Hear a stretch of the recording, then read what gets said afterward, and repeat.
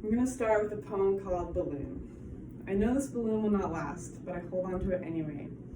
I know this balloon is bad for me and that I can just let it go. I grip onto it, but my nails dig into my palms. I wrap it around my fingers, but they turn blue. I cling onto the string, but it cuts me. I know this balloon is bad for me, but I'm afraid of what I'll be left with if I let go. After reading this poem, I was quickly filled with the familiarity of the suffocating feelings that stem from the act of codependency. Many experiences which I have encountered myself, but have also seen and heard from other addicts around me. Reading from the website Very Well Health, I summarize that codependents suffer in many ways that can lead to a pattern of failed relationships and the decreasing of one's self-esteem, resulting in depression and other negative consequences. Many people think it is strange or exaggerated to say that a codependent is a type of addict. However, I can confidently say that this is true, as I have struggled with the behavior since around the 9th grade. After many destroyed friendships and relationships, years of low self-esteem, no boundaries, and living to only please those around me, I had realized that there was a bigger problem that I was dealing with and could no longer handle it on my own. Throughout the past years of my life, I have seen therapists who specialize in codependency, have read many articles and books about this behavior, and have even attended a few codependent anonymous meetings. My goal in writing about this topic is to inform anyone around me who may be suffering from this habit that you are not alone, and that there is a solution to break this destructive cycle. Anyone can absolutely rewire this unhealthy habit and form a life of self-respect, boundaries, and independence, which are all necessities that will result to a healthy and lasting relationship. The overall purpose of this speech is to explain the basis of codependency, the signs and characteristics of the behavior, and the basics of self-care to overcome this addiction. So what really is codependency? After searching through articles on the internet and the book named Codependent No More, I concluded with an overall definition that a codependent person is one who has let another person's behavior affect him or her, and who is obsessed with controlling that person's behavior. Now, it's natural to want to protect and help the people we care about. However, it is unnatural, and this is where it becomes codependent, when one thinks and feels responsible for other people's feelings, thoughts, actions, choices, wants, needs, well-being, lack of happiness, and even ultimate destiny. It can come to a point where they even feel compelled or forced to solve someone's problems, even when their help is unwanted.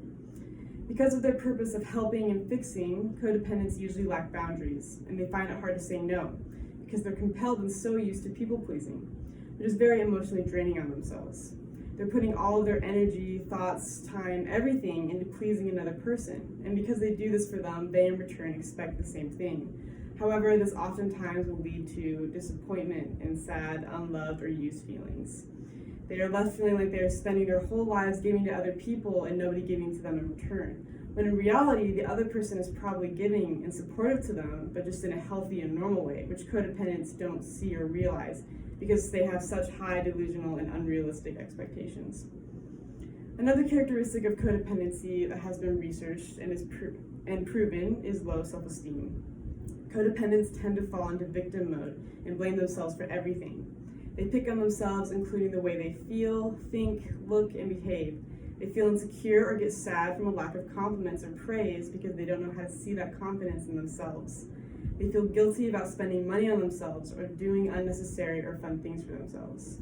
For example, I can really relate to this. One semester in college, I had become pretty codependent on one of my roommates, and I remember a time when I was trying to take a nap, and while I was trying to fall asleep, I had all these thoughts of guilt that I should be in the main room with her, entertaining her, providing her happiness, or seeing what she wants to do. I felt so much guilt because in that moment I was making a decision for myself to satisfy my own needs rather than hers. It just felt really foreign and selfish to me.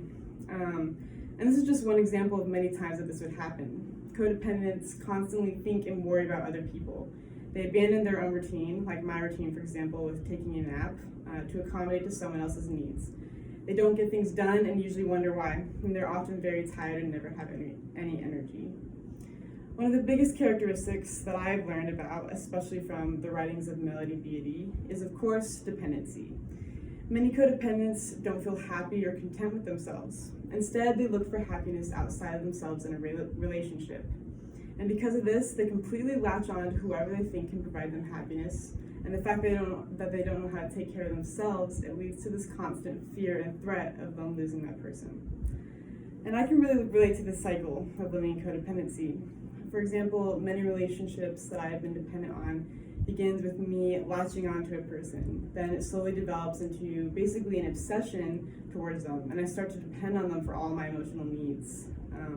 Once this dependency really sets in, the fear of losing them then starts to become a major threat. This causing me to become anxious and insecure. For example, I'll start acting different to try to make sure they're always entertained or happy and excited by me. However, this way of acting was always led by anxiety, causing me to act unauthentic and insecure, which they could usually always sense. And this usually led to the end or failure of that relationship. And once it's over and I'm alone, I'm left feeling helpless and scared, so immediately I try to latch on to the next person who comes into my life and feed off them for happiness. And this is where I realized that after many relationships failing that I needed to change something. I need to find happiness and confidence through myself and not just other people around me. And that's the stem and heart of recovery. It's finding confidence and love in yourself enough to where you don't need to rely on anything or anyone else to be happy. One of the first steps in recovery, which is stated in the book Codependent No More, is detachment. This is the first thing someone needs to achieve in order to move forward in their recovery process. Melody Beatty explains that signs of being attached is when you are excessively worrying about and or are preoccupied with another person or their problems. She goes on to talk about the biggest thing to know and accept is that worrying about other people and their problems does not help. Worrying will never solve a problem. It doesn't help that person, and it certainly does not help yourself. It is completely wasted energy. So what is a better solution? Detaching yourself from the obsession, whatever it may be. Detachment isn't a cold, hostile withdrawal or removal of your love and concern. Detachment is ideally releasing your unnecessary worry and realizing that each person is responsible for him or herself. It's knowing that we cannot solve problems that aren't ours to solve. Now, changing the habit of constantly worrying about others takes a lot of work and practice. One has to learn to keep their hands off of other people's responsibilities and tend to their own. Allow people to face their own battles. Allow them to be who they are. One point of advice that I read from the article of Psychology Today, which I really like and believe is really helpful, is that detachment involves present moment living, really focusing on what is happening in the moment right now. Retain your mind to allow life to happen rather than forcing on trying to control it. Now, don't get this confused. Detachment does not mean we don't care. It means we learn to love and be involved without going crazy, without crossing the border of it becoming suffocating or unhealthy.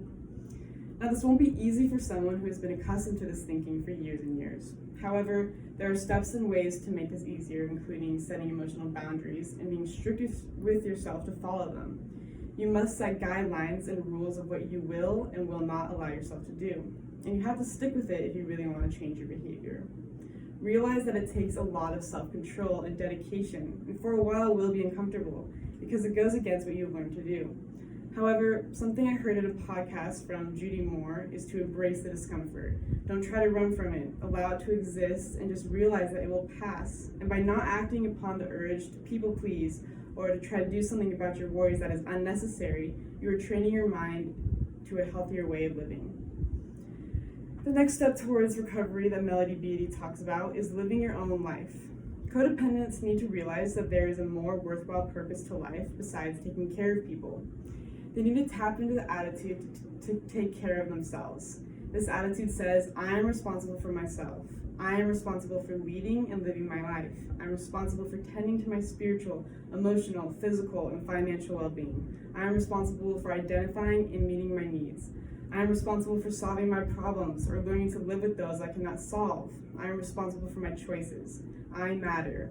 I value my wants and needs, and I do not deserve and will not tolerate mistreatment. Self-care is an attitude of mutual respect. It means to live your life responsibly and allow others to live their lives as they choose. Finally, the last thing that I want to talk about is finding confidence and love for yourself. Many websites and articles that I have read mention that feeling worthless, insecure, and unlovable are at the core of codependency. And to recover, we must courageously be and love our authentic selves. Self-love goes along with being responsible for yourself and living your own life. However, it is including self-compassion by accepting our imperfections and mistakes. Self-love is saying something kind to yourself rather than being self-critical or exaggerating your flaws. When you find love and acceptance for your real authentic self, you will gain self-confidence, which leads to self-reliance rather than relying on others for your needs. Now again, when I talk about the recovery steps, a codependent who has suffered from this behavior has to realize and accept that it takes a lot of time to rewire the thoughts of your brain. But there are always ways to accomplish this type of thinking of living for yourself through goal setting, journaling, therapy, 12-step programs, and so many sources. Anyone can overcome this addiction through hard work and dedication. To conclude, I want to stress that it is essential to remember that although everyone has loved ones and often feels responsible for their happiness, that thinking will only lead to an unhealthy and toxic results. You are responsible for your own feelings and your own happiness, no one else's. Love yourself enough to set boundaries. Your time and energy are precious. You get to choose how to use it. You teach people how to treat you by deciding what you will and will not accept. Thank you for listening.